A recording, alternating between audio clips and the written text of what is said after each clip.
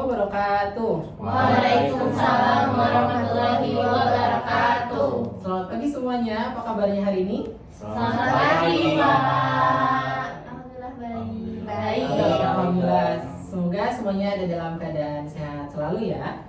Amin. Amin. Baik, sebelum kita memulai pembelajaran pada hari ini, marilah kita membaca doa menurut agama dan kepercayaan masing-masing. Berdoa disilakan. Berdoa dicukupkan. Baik, saya cek kehadiran di kelas ini terlebih dahulu ya. Sandy, Hadir. Bu Sril, Hadir. Vira, Hadir. Dian, Hadir, Bapak. Dava, hadir, Husna. Hadir. Baik, ada 6 orang di kelas ini ya. Baik, selanjutnya saya mengimbau kepada teman-teman semuanya untuk fokus dalam mengikuti kegiatan pembelajaran pada hari ini dan tetap menjaga semangatnya sampai di akhir pembelajaran. Siap? Siap. Baik, jadi pada pertemuan kali ini kita akan membahas suatu materi yang sangat dekat dengan kehidupan kita sehari-hari, yakni sel elektrokimia atau sel volta. Nah, saya mulai pembelajaran pada kali ini dengan motivation of the day. Di sini berbunyi chemistry does not belong in the lab but in everyday life. Jadi maknanya adalah kimia itu tidak hanya terjadi di meja laboratorium, teman-teman, namun juga di kehidupan kita sehari-hari seperti itu. Nah, jadi harapannya setelah mempelajari materi mengenai sel volta ini, teman-teman bisa menjelaskan prinsip kerja dari sel volta dan juga teman-teman bisa menerapkannya dalam kehidupan sehari-hari. Seperti itu ya, teman-teman. Baik, kita akan mulai pembelajaran kimia pada hari ini. Sebelum mulai ke materi inti, yuk kita recall sedikit materi mengenai larutan elektrolit. Nah, larutan elektrolit sendiri adalah larutan yang mengandung ion-ion berupa kation yang bermuatan positif dan juga anion yang bermuatan negatif.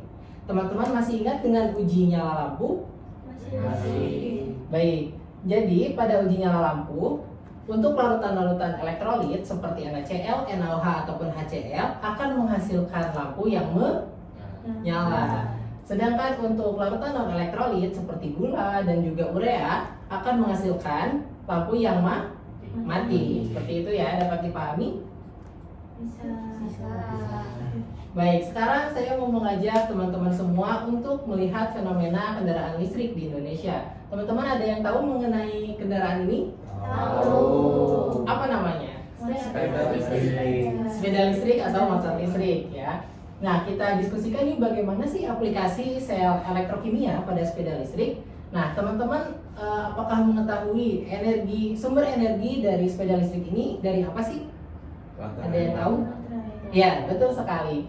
Sumber energi dari sepeda listrik itu adalah baterai. Nah, teman-teman sendiri apakah mengetahui bagaimana sih cara kerja dari baterai itu bisa menghasilkan energi? Seperti itu? Belum. Baik, jadi pada baterai itu teman-teman terdapat fenomena yang menarik ya, bahwa di dalam baterai itu ternyata terjadi reaksi kimia nih teman-teman. Nah, namanya prinsip yang terjadi di dalam baterai itu adalah sel volta. Baik, kita lanjut ke materi inti yakni sel volta. Sel volta atau dinamakan juga dengan sel Galvani. Ini dinamakan sesuai dengan nama penemunya. Nah, sel volta ini sendiri adalah suatu sistem yang mengubah energi kimia dari reaksi redoks secara spontan menjadi energi listrik. Nah, jadi teman-teman di sel volta ini kita mempunyai dua logam yang berbeda, di mana masing-masing logam itu dicelupkan ke dalam larutan elektrolitnya. Nah, di dalam logam nanti elektron-elektron di dalam logam itu akan mengalir ke logam yang lain melalui kabel seperti itu. Nah, untuk logam yang melepaskan elektron itu dinamakan dengan anoda. Dan sedangkan untuk logam yang menerima elektron dinamakan dengan katoda. Nah, karena di anoda terjadi reaksi pelepasan elektron, maka di anoda terjadi reaksi oksidasi. Sedangkan di katoda terjadi reaksi reduksi karena menangkap elektron seperti itu. Nah, bagaimana energi listrik itu bisa terjadi? Nah, ketika elektron-elektron ini bergerak, maka elektron tersebut akan menghasilkan tegangan pada kabel sehingga listrik pun dapat timbul seperti itu teman-teman. Dapat dipahami? Bisa. Baik teman-teman, beberapa reaksi yang kita kenal kan ada reaksi pembakaran, reaksi neutralisasi dan juga reaksi redox. Nah, pada baterai ini termasuk ke dalam reaksi apa sih? Redox. Ya, baik, reaksi redox karena terjadi perbedaan muatan sebelum reaksi dan juga setelah reaksi. Seperti itu ya, teman-teman. Baik.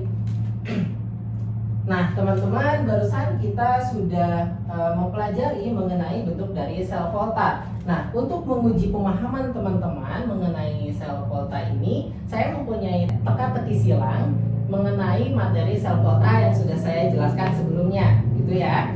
Nah, sistem dari pengisian teka-teki silang ini adalah kita isi bersama-sama ya. Artinya nanti silakan teman-teman untuk mengangkat tangan dan juga menyebutkan jawabannya dari teka-teki silang ini.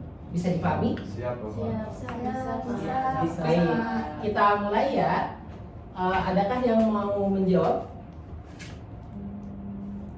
Saya, Pak. Baik, silakan Bu Sril. Nomor 1, aliran elektron bergerak dari anoda. Anoda ya, kita Ya. coba. Ya, jawabannya adalah benar. Jadi aliran elektron itu bergerak dari anoda seperti yang sudah saya jelaskan sebelumnya. Ada lagi? Saya Silakan Husna. mau yang nomor 2, Pak. Nomor Reaksi penurunan bilangan oksidasi itu reduksi. Reduksi ya. Iya. Kita coba lihat jawabannya. Ya, betul sekali. Ya, jadi reaksi penurunan bilangan oksidasi itu dinamakan dengan reaksi reduksi karena terjadi penurunan bilangan oksidasi. Ada lagi yang mau menjawab? Saya Silakan Vira. mau yang nomor 3, Pak. Itu jenis reaksi redox yang terjadi dalam sel volta. Ya. Yang spontan ya? Iya, betul sekali. Jawabannya Spontan ya? spontan, seperti yang sudah kita jelaskan tadi ya. Ya, betul sekali. Baik, ada lagi yang mau mengisi? Saya Pak nomor 5. Reaksi perubahan bilangan oksidasi dalam Iya. sel volta yaitu reaksi redox. Itu enggak, Pak? Kita coba ya, dilihat jawabannya. Ya, jawabannya adalah reaksi redox. Tepuk tangan. Ada lagi yang mau menjawab? Silakan dapat. Baik, untuk nomor 6 mendata reaksi yang terjadi di anoda seperti yang sudah dijelaskan oleh Bapak tadi yaitu reaksi oksidasi. Apakah benar? Kita coba lihat jawabannya ya, oksidasi. Apakah jawabannya benar? Ya. Dapat. Selanjutnya ada yang mau mengisi? Saya, Ya, silakan. saya mau coba nomor 8. Unsur logam yang dilambangkan dengan CO itu tembaga, Pak. Benar ya, Pak? Tembaga ya? Tembaga. Kita coba lihat jawabannya ya. Tembaga. Ya, benar sekali. Jadi untuk lambang unsur dari tembaga itu adalah CO ya, teman-teman. Nomor 7 nih, nomor terakhir. Saya, Pak. Silakan Husna. Elektroda tempat terjadinya reduksi itu katoda ya, Pak ya? Kita coba lihat jawabannya. Katoda. Ya. Ya. Baik, hebat ya teman-teman semuanya. Sekarang sudah berhasil menyelesaikan teka-teki silang ini dengan benar. Silakan beri tepuk tangan untuk semua. Nah, baik. Selanjutnya nih,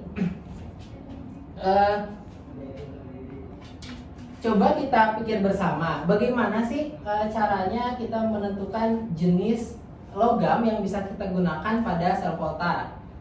Nah, caranya adalah, jadi teman-teman, jawabannya itu ada pada elektronegativitas dari logam teman-teman.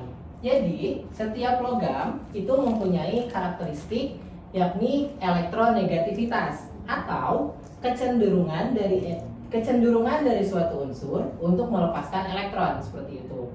Nah, logam-logam karakteristik dari tiap logam itu dinyatakan dengan deret volta. Nah, deret volta ini menyatakan logam-logam mana yang cenderung untuk melepaskan elektron dan yang cenderung untuk menangkap elektron. Nah, pada deret volta itu semakin ke kiri, unsur-unsur ini semakin cenderung untuk melepaskan elektron seperti itu, atau dia cenderung untuk menjadi anoda seperti itu ya. Nah, untuk logam-logam yang berada di sebelah kanan, dia itu mempunyai elektronegativitas yang kurang seperti itu, sehingga dia cenderung untuk menangkap elektron. Sehingga dalam penerapannya logam-logam ini sering digunakan sebagai katoda seperti itu ya. Dapat dipahami semuanya? Bisa. Baik, nah sekarang nih saya mempunyai jembatan keledai atau istilah bagaimana cara alternatif untuk teman-teman bisa menghafal deret volta. Nah, di sini saya punya beberapa kalimat dan di sini kita akan menghafal deret volta dengan bernyanyi teman-teman. Sekalian untuk kalian sebagai ice breaking ya. Baik. Sudah siap semuanya? Silakan untuk berdiri ya, teman-teman. Baik. Teman-teman sudah siap? Siap ya. Baik, saya akan contohkan terlebih dahulu dan teman-teman boleh untuk bantu bertepuk ya. Nah, ritmenya atau nadanya itu sama seperti lagu Kalau Kau Senang Hati. Bisa? Bisa dipahami? Bisa. Baik teman-teman. Kita coba ya. 1, 2, 3. Wih, kalau Bapak camat naruh mangga, Alif makan dan cari pengen coba. Nina senang pabrik hijau cuci harga ada pucat tawuran deret volta. Baik, bisa diingat teman-teman? Nah, biar makin ingat, ayo kita coba sekali lagi. Siap teman-teman? Siap. Coba dengan tempo yang lebih cepat ya. Oke, 1, 2, 3. Nina kalau Bapak camat naruh mangga, Alif makan dan cari pengen coba. Nina senang pabrik hijau cuci harga ada pucat tawuran Nina deret volta. Baik, silakan beri tepuk tangan untuk semua. Silakan untuk kembali duduk ya teman-teman. Sekarang teman-teman sudah memahami betul mengenai reaksi redoks itu bisa menghasilkan listrik ya, dan teman-teman juga sudah bisa menentukan logam-logam apa saja sih yang bisa digunakan untuk sel volta seperti itu ya. Baik, kita lanjut. Nah, sekarang nih teman-teman, saya mau mengajak teman-teman semuanya untuk melakukan simulasi berkelompok untuk teman-teman mengamati bagaimana sih bentuk dari sel volta itu dan apa sih yang dihasilkan dari sel volta. Nah, sekarang kita akan membuat kelompok, akan saya bantu untuk membuat kelompoknya. Ya, silakan untuk berhitung 1 sampai 3 dengan setelah 3 diulangi ya. Bisa dipahami? Bisa. Baik, silakan dimulai dari kamu. 1, 2, 3, 1, 2. 3. Baik, semuanya sudah dapat angka ya berarti ya. Nah, sekarang silakan teman-teman untuk berkumpul dengan kelompoknya dan akan saya bagikan lembar kerjanya. Sembari bersiap-siap, saya akan bagikan lembar kerjanya ya.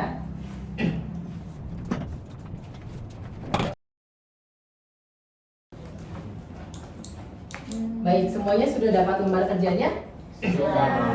Baik, sekarang biar saya jelaskan instruksinya ya. Jadi, sekarang teman-teman silakan untuk menyiapkan perangkat selulernya atau HP-nya untuk men-scan QR code yang ada di layar. Silakan teman-teman.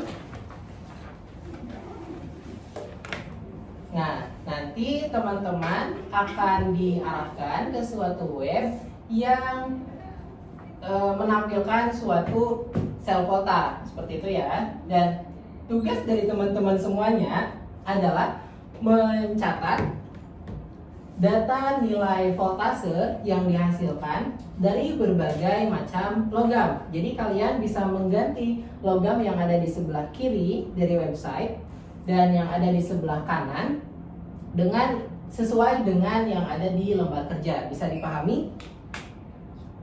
Baik. untuk jangan lupa untuk menuliskan kondisi elektrodanya ya. Bisa dipahami? Sudah siap semuanya? Baik, silakan untuk mengerjakan. Waktunya 7 menit ya.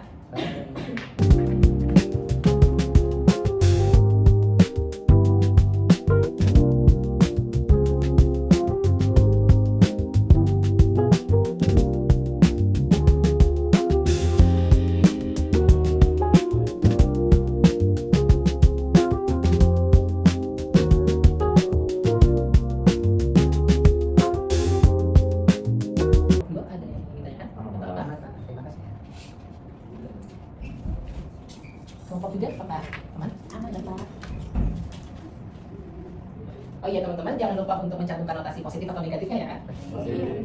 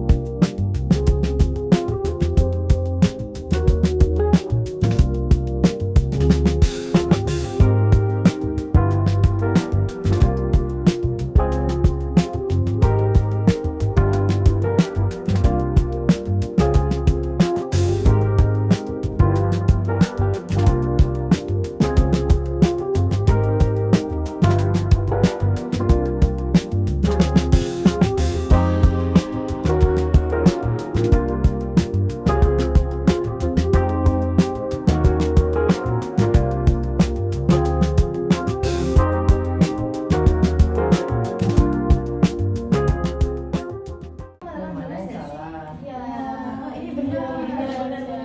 Jangan lupa positif negatifnya ya. Oh, iya. Iya. Makanya jangan lupa diisi ya. Siap. Oh iya, ini belum diisi. Kelasnya.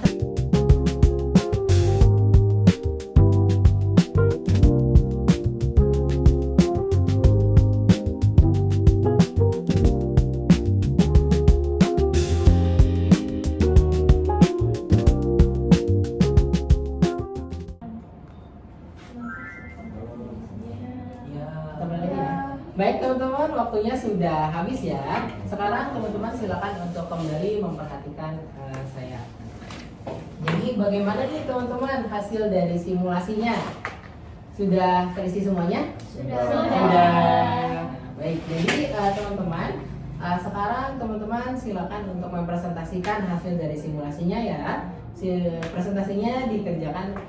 Presentasinya dilakukan secara berkelompok, mulai dari kelompok 1, kelompok 2, dan kelompok 3. Saya akan berikan pertanyaan atau topik mengenai presentasi yang akan kalian berikan. Baik. Untuk kelompok 1, silakan untuk mempresentasikan hasil tegangan yang didapat paling tinggi. Silakan.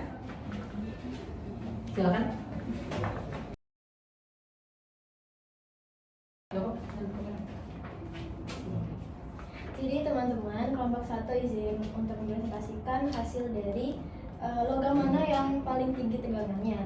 Jadi dari data ini, logam yang paling tinggi tegangannya yaitu adalah logam Mg. Alasannya yaitu karena Mg itu di direct voltage sampai kita hafal. Karena ini terletak di yang bagian kiri, jadi dia memiliki potensi yang lebih besar. Baik, terima kasih atas presentasinya kelompok 1. Silakan diberi tepuk tangan untuk kelompok 1. Baik, selanjutnya untuk kelompok 2, topiknya adalah hasil mengenai logam yang menghasilkan tegangan paling kecil. Silakan untuk kelompok 2. Baik, kalau teman-teman semuanya, perkenalkan kami kelompok 2 dengan anggota Apo, Dava, dan juga rekan Apo. Baik, nah kita pertanyaan tadi apa nih Pak Berita tadi?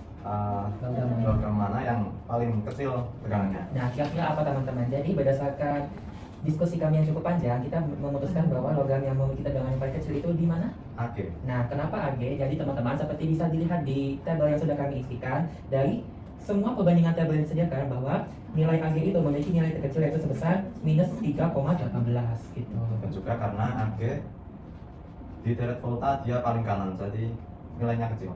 Baik, jadi maksudnya nilai kecil sebagai teman itu elektroda itu nilainya semakin kecil begitu. Baik, sekian aja dari presentasi kami. Terima kasih teman-teman. Baik, terima kasih. Tepuk tangan ya. Selanjutnya untuk kelompok 3 mengenai topik kenapa hasil untuk logam yang sama itu bisa menghasilkan tegangan 0 seperti itu atau tidak menghasilkan tegangan. Silakan untuk kelompok 3. Halo, kenalkan kami dari kelompok 3, aku Vira. Aku Husna. Jadi di sini kami akan mempresentasikan tadi itu kenapa kalau yang di tengah itu dia matanya 0 ya, Prof? Iya. 0 ya, Pak? Nah, itu karena yang di tengah ini dia itu tidak ada perbedaan potensialnya dan itu dibuktikan oleh sel volta. Ya, jadi yang warnanya merah-merah ini tidak terdapat perbedaan potensial itu sehingga cenderung tidak melepaskan atau menerima elektron, tapi itunya tidak netral. Ya. Oleh karena itu tidak ada perbedaan. Gitu. Sesuai dengan nilai volta. Baik, sudah cukup? Cukup. Baik, sekarang untuk kembali ke tempatnya. Ya, terima kasih. Beri tepuk tangan.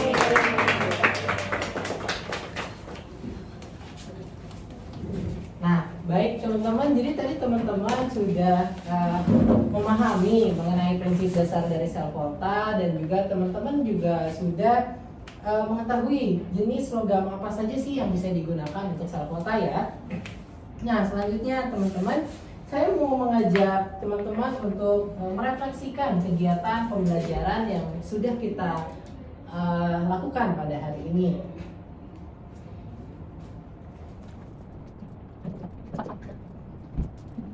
Nah, silakan teman-teman untuk menyiapkan perangkatnya dan men-scan QR yang tertera di layar. Apakah sudah aman? Bisa buka semuanya? Sudah. Baik.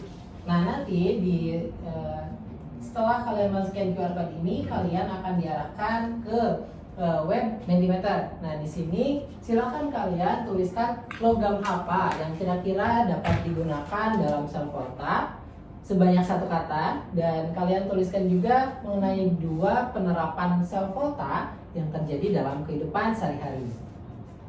Dapat dipahami? Baik, silakan untuk memberikan jawabannya teman-teman, dan kita lihat bersama jawaban dari teman-teman.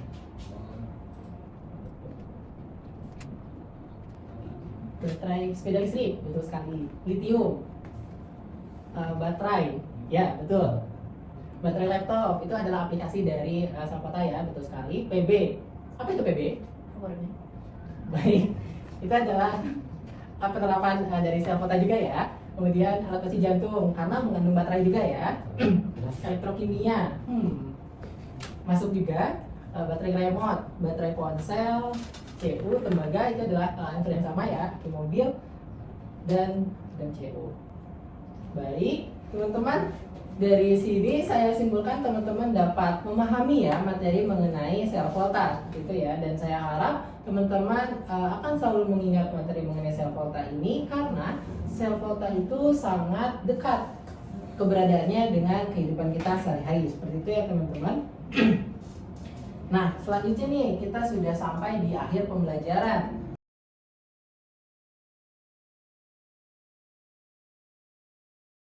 Nah, sekarang saya mau mengajak teman-teman untuk menyimpulkan apa sih yang sudah kalian pelajari hari ini. Apakah ada yang mau berpendapat? Silakan, Vira. Baik.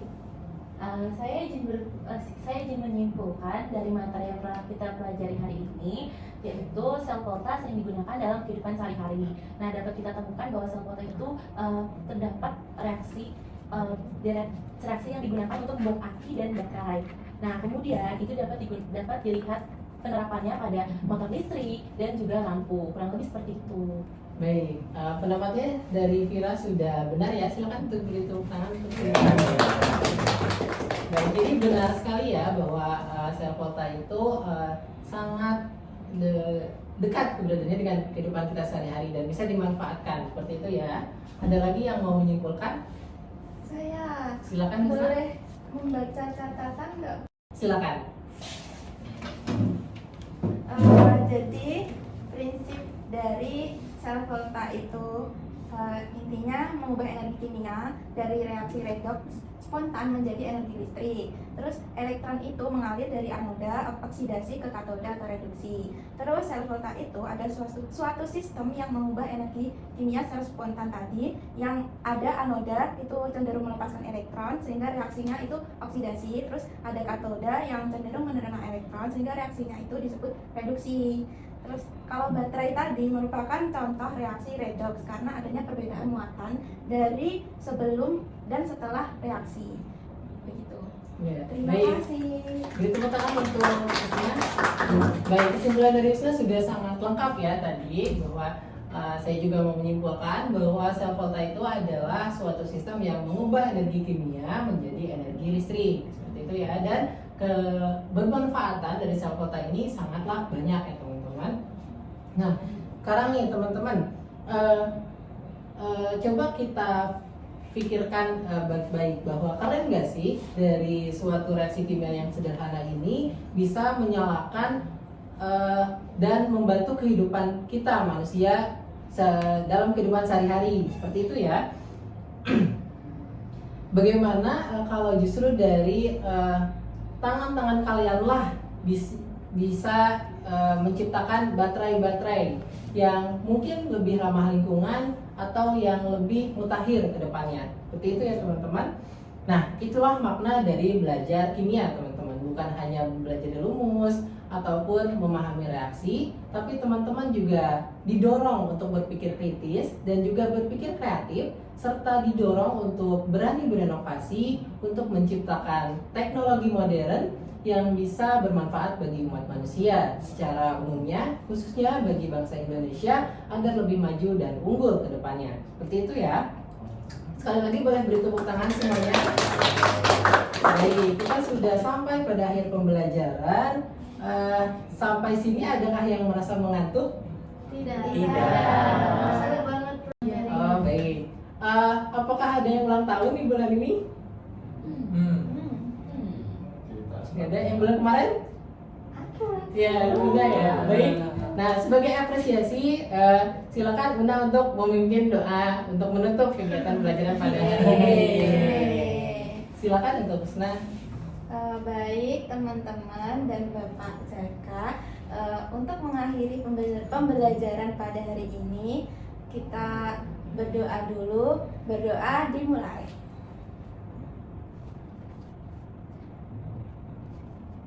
Oke, berdoa selesai.